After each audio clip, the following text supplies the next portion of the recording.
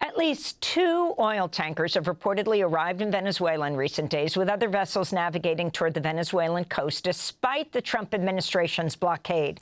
2 other tankers approaching Venezuela are not under sanction, are part of a fleet from China. Venezuela's state oil company has begun shutting some crude oil wells on account of the U.S. pressure on exports and storage space being filled. They've announced daily production will be reduced by 15%. Meanwhile, the U.S. carried out a drone strike on a remote dock facility last week in the first report of a land attack on Venezuela by the U.S. since the Trump administration's military pressure campaign began. Since September, the Pentagon's claimed 30 attacks on boats in the Caribbean and Eastern Pacific, killing at least 107 people. The Trump administration claims without evidence the boats were carrying fentanyl bound for the U.S. and calls that people killed narco-terrorists. For more, we go to Caracas, where we're joined by journalist Andreína Chávez. Her latest piece for Drop Site News headlined, "War of the Entire People. Venezuela's grassroots rise to resist Trump's naval blockade."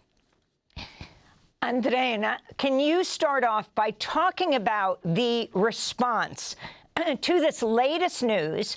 President Trump said it himself last week, though he didn't say there was a CIA land attack on Venezuela. He said there was a U.S. attack. And now, in the days, U.S. administration officials say it was a CIA strike.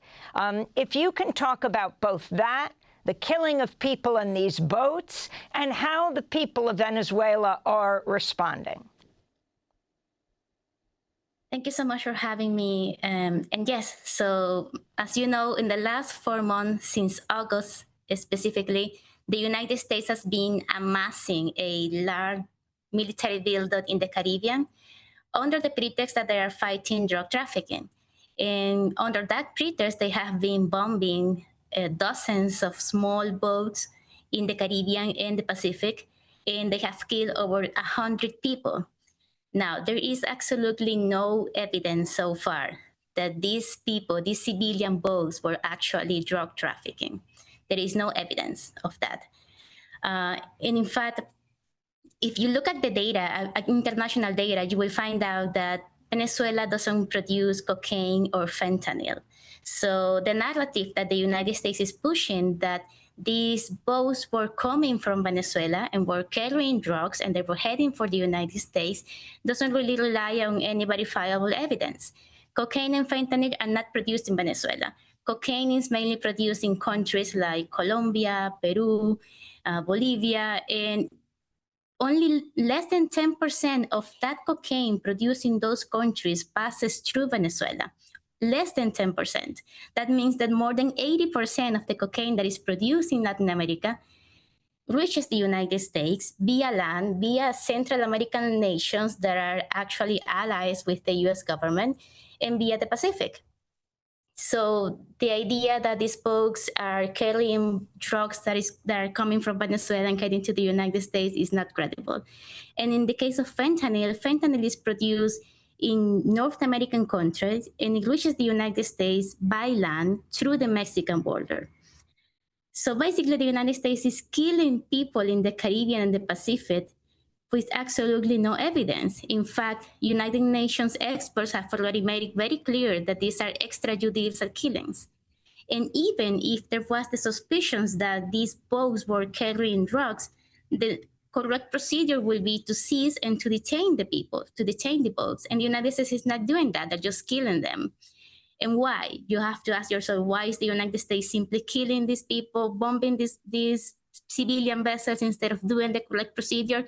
But because they don't really care about the whole drug trafficking issue. They know that these vessels most likely are just civilians and fishermen. They care about pushing the narrative, justifying the presence of the U.S. military in the Caribbean.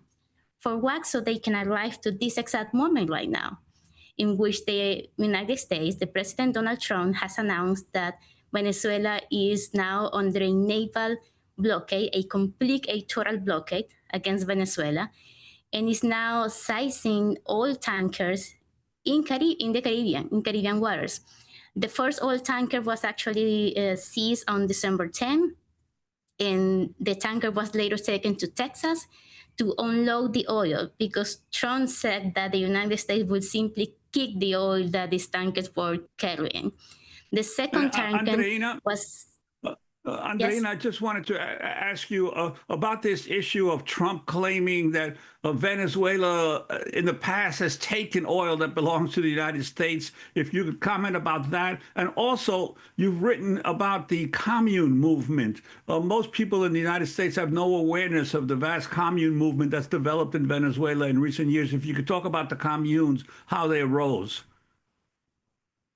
Indeed. So what I was saying about the oil tankers, I mean, the point that I wanted to reach is that the United States said that they're going to target sanctioned oil tankers, and that's actually not true. They are targeting any oil tanker that enters and leaves Venezuela.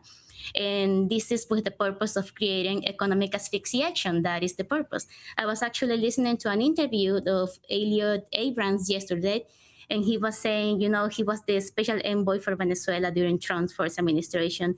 And he was admitting that the purpose of the naval blockade is to asphyxiate the Venezuelan economy so that people will pressure the Maduro government and eventually overthrow the Maduro government. So why is this happening? The whole military operation in the Caribbean, what's behind it, it is the United States wants to control the oil in Venezuela. It wants the oil. And President Trump said it. He said that he believes that Venezuela owes oil to the United States, that the United States was robbed at some point of all the oil that it belongs to them that is in Venezuelan soil. Why does Trump believe that? Because in early 2000s, the Venezuelan government led by Hugo Chavez nationalized Venezuela's oil industry. That meant that all these corporations that were working in Venezuela, they now had to transfer ownership to the state. So joint ventures will have a mixed ownership in which the Venezuelan state will have a majority stake. And that was part of Venezuela's sovereign reindustrialization, sovereign renationalization of its resources, with the aim to be able to pour this money, this revenue of the oil exports into the Venezuelan people.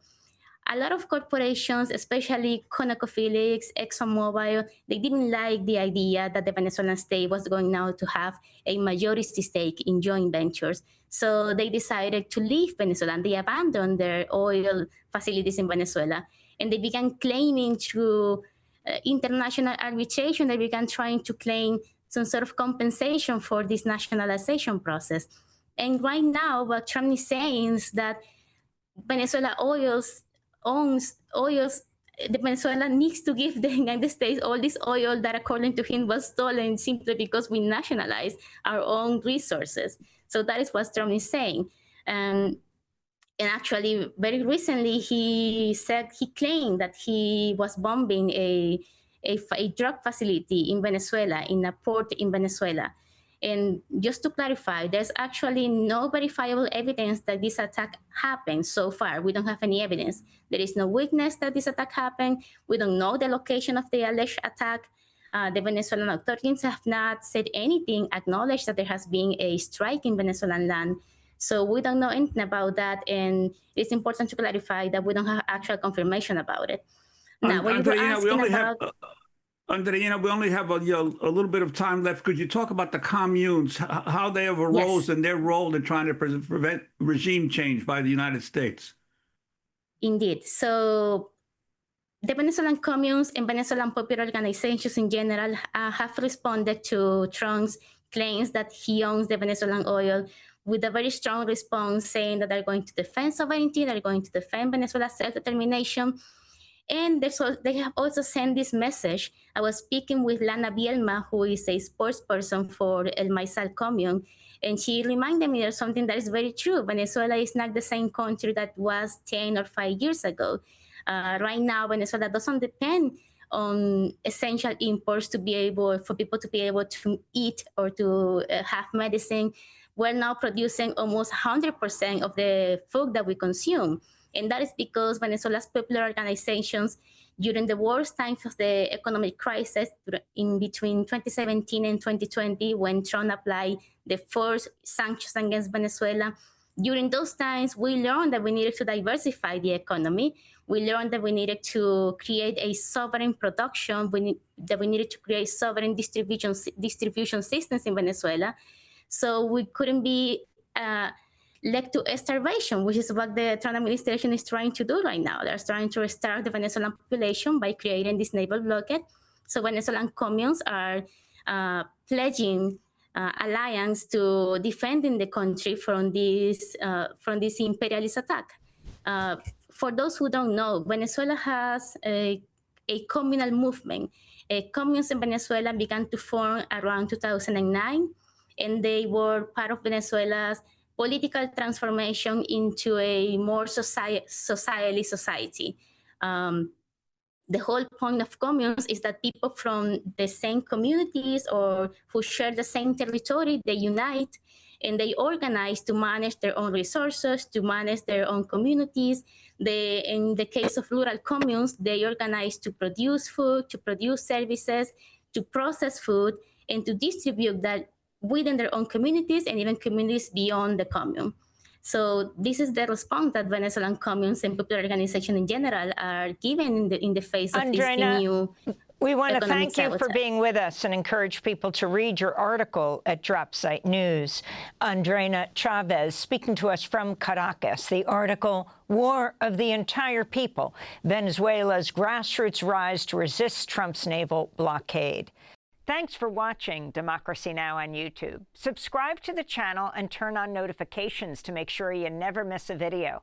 And for more of our audience-supported journalism, go to democracynow.org, where you can download our news app, sign up for our newsletter, subscribe to the daily podcast, and so much more.